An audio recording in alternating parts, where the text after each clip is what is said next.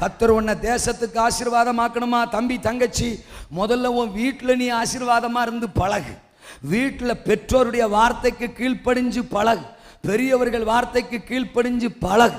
தகப்பனை மதிக்காத ஆளு, தகப்பனை கனவீனம் பண்ற ஆளு, பெற்றோரை கனவீனம் பண்ற ஆளு ஒரு நாளும் பிரகாசிக்க வாய்ப்பே இல்லை.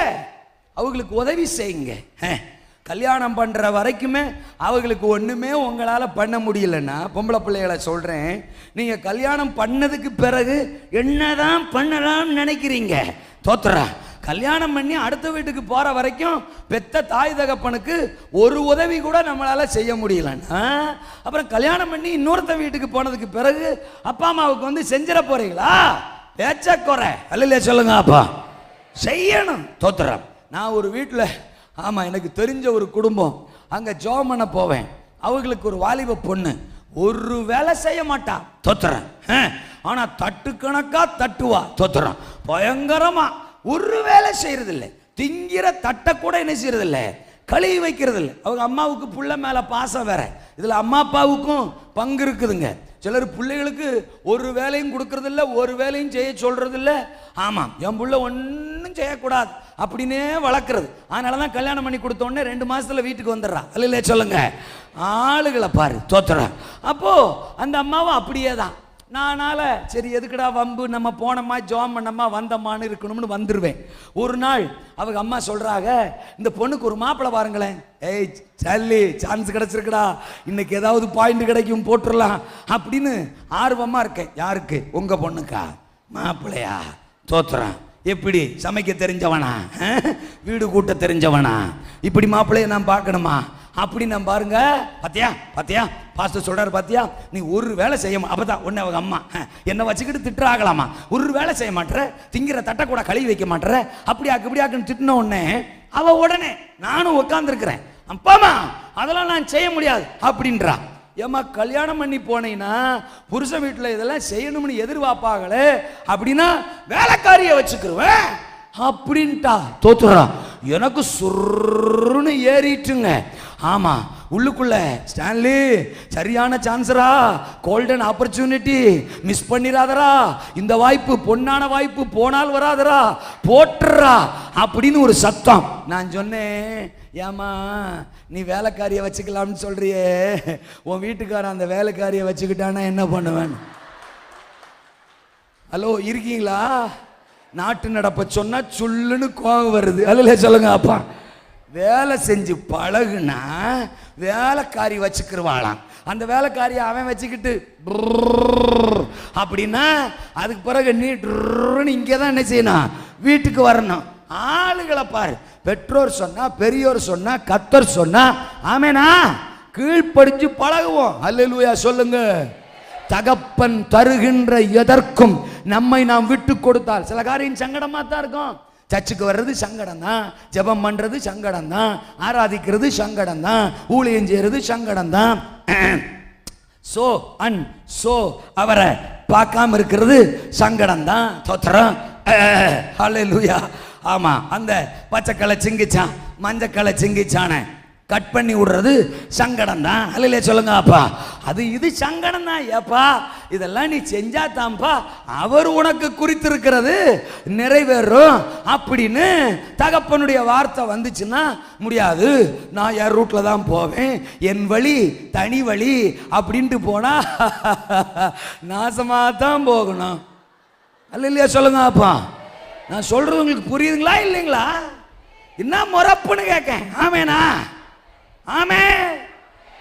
விசுவாசிகளுக்கும் சொல்றேன், விசுவாசிகள்னா இவங்க விசுவாசி இல்லைன்னு இல்லை, வாலிப பிள்ளை பின்னாடி உட்கார்ந்து இருக்கிற உங்களுக்கும் சொல்றேன், தருகின்ற தகப்பன் தேவன் எதையெல்லாம் சொல்றாரோ ஆசீர்வாதமா வரும்போது மட்டும் சந்தோஷம் ஆமே நல்லையான்னு சொல்லிவிட்டு தோத்துறோம். ஆமா, சங்கடமானது வரும்போது பாஸ்டர் முன்னாடி மாதிரிலாம் இல்லை. உடனே நம்ம ஆளுக பாஸ்டர் எந்த பாஸ்டர் முன்னாடி மாதிரி பின்னாடி இருக்க வாய்ப்பே இல்லை. எந்த சபைக்கு போனாலும் முன்னாடி மாதிரி இல்லை, முன்னாடி மாதிரி இல்லை, முன்னாடி மாதிரி என்ன முன்னாடி மாதிரி இல்லை. நான் கேட்கேன், தோத்துறேன். ஆமா, கர்த்தர் நிறைவேற்ற வேண்டிய வார்த்தைகளை நிபந்தனைகளை சொன்னா அதற்கு கீழ்ப்படியணும். ஆமேனா? அல்லேலூயாவா? நாங்கள் ஞாயிற்றுக்கிழமை கிளம்புறோம், கிளம்புற நேரத்தில் தான் சொந்தக்காரங்க வந்துட்டாங்க, அப்புறம் எங்களை என்ன ஒன்று சொல்கிறீங்க அப்படின்னு சொல்கிறது. வருவாங்க, கிளம்புற நேரத்தில் தான் வருவாங்க. அதுக்காக இல்லை, அதுக்காக சர்ச்சை விட்டுறதா, அன்னைக்கு ஆராதனையை நிறுத்திடுறதா? அவங்கள பார்த்து சொல்லணும், மச்சான் ஐ லவ் யூ, தோத்துறான். ஞாயிற்றுக்கிழமை வந்திருக்கிறீங்க, ரொம்ப நல்ல விஷயம், தோத்துறான். ஆனால் இன்னைக்கு நாங்கள் சர்ச்சுக்கு போகணுமே. 2 ஆப்ஷன். முதல் ஆப்ஷன் தோத்துறான். பாருங்க, மத்தியானத்துக்கு சோறு பொங்கி ரெடியாக வச்சிருக்கிறோம். ஆமாம், அதோ பாருங்க, அதுதான் கிச்சன். கிச்சனில் இருக்கிற பாத்திரம் எல்லாம் வெளியில் உட்காந்து திங்கிறீங்களோ உள்ளே உட்காந்து திங்கிறீங்களோ, நாங்கள் வர்ற வரைக்கும் நீங்கள் வாட்டுக்கு என்ன செய்யுங்க, தின்னுக்கிட்டே இருங்க. செரிக்கிறதுக்கு செவனப்போட வர்றோம், தோத்துறான். இது முதல் ஆப்ஷன். 2வது ஆப்ஷன், உங்களுக்கே தோணும், என்னடா இது, நாம வந்திருக்கோம், தூரத்திலிருந்து வந்திருக்கோம், சொந்தக்காரங்க வந்திருக்கோம், நம்மளை விட்டுப்புட்டு இந்த குடும்பம் சர்ச்சுக்கு போதே, அப்படி என்னதான் அந்த சர்ச்சில் இருக்கு அப்படின்னு ஒரு கேள்விக்கு விட தெரியாம செத்து போயிடக்கூடாது மச்சான், தோத்துறான். அந்த விடைய பார்க்கறதுக்குன்னு அந்த ஆலயத்துல என்னதான் இருக்குன்னு ஒரு யோசனை வருதுல்ல, வாங்க ஆலயத்துல உட்காருங்க, என்ன நடக்குதுன்னு பாருங்க.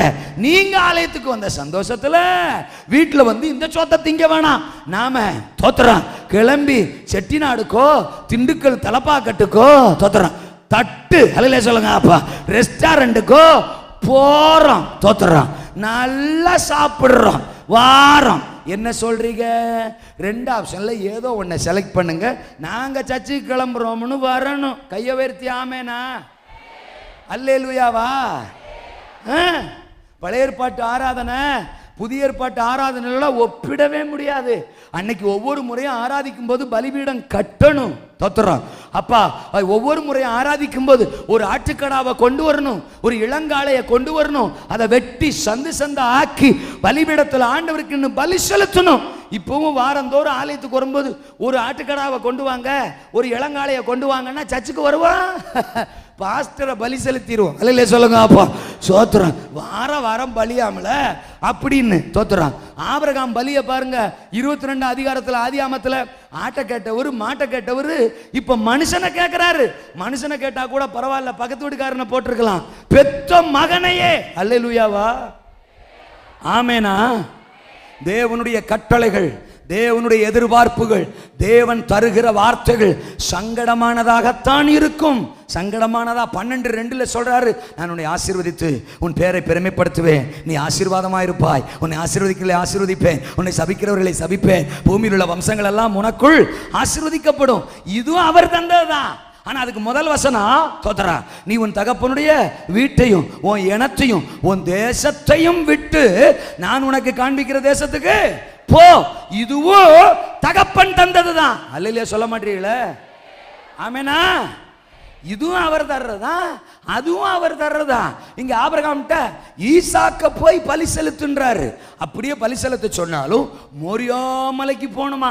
மோரியா மலை அங்க 3ஆம் வசனம் 4ஆம் வசனம் படிச்சா ஆதியாகமம் 22 வசனம் சொல்லுது, 3ஆம் நாள் அதிகாலையில் தூரத்தில் அந்த இடத்தை கண்டான். அவ இன்னும் இடத்துக்கு போய் சேரலங்க, 3 நாள் ஆயிப்போச்சு. ஒரு முறை ஆபிரகாம் ஆண்டவருக்கு பலி செலுத்த நடந்து போன தூரம் எவ்வளவு? இப்பதானே சொன்னேன், எவ்வளவு நாள்? ரிட்டர்ன் எத்தனை நாள்ல வந்திருப்பான்? ரிட்டர்ன் எத்தனை நாள்ல வந்திருப்பான்? 3 நாள். பலி 1 நாள் வச்சுக்கலாம், பலி செலுத்துறதுக்கு 1 நாள். 3 + 1 + 3 = 7.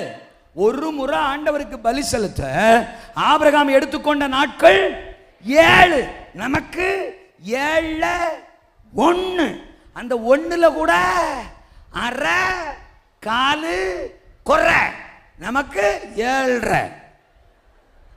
அல்லையா சொல்லுங்க அப்பா? எப்படி தேவனை தேடுறோம்?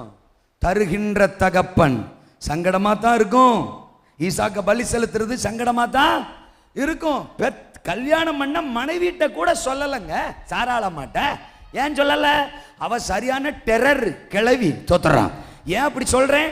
21ஆம் அதிகாரத்தில் ஆமா, அந்த இப்ப யாரு